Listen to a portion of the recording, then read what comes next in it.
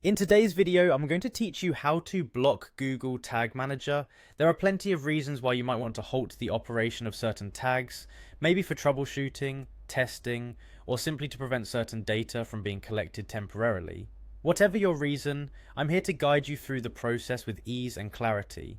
First things first, you'll want to log into your Google Tag Manager account. If you're not yet familiar with how to do this, don't worry, it's quite simple.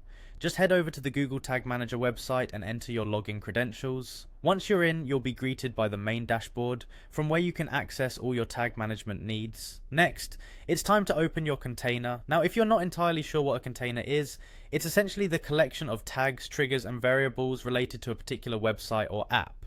This is where all the magic happens. By locating and clicking on your desired container, you'll be able to see and manage all the tags that are associated with it.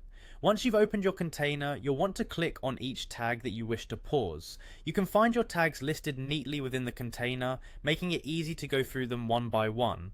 This is an important step as each tag works independently, so you'll need to address each one you intend to block temporarily. With the tag open, look towards the top right corner of the screen. There you'll see three small dots. This is your action menu where you'll find several options for managing your tags. Go ahead and click on those three dots. This will reveal a drop-down menu with various actions you can take regarding the tag you're currently viewing. Among these options, you'll find one labeled Pause.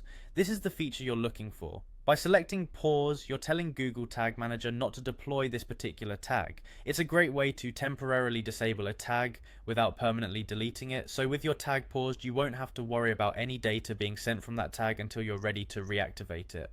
Finally, after you've paused your desired tags, the last step is to submit and publish the changes. Think of it as saving your work. By submitting and publishing, you'll ensure that your changes are live and effective. Without this crucial step, any alterations you've made could be left in limbo, not actually reflecting the actions you've taken. And there you have it. By following these straightforward steps, you can block Google Tag Manager tags with confidence, knowing that you have control over what data is being captured and when. Thanks for watching, and happy managing.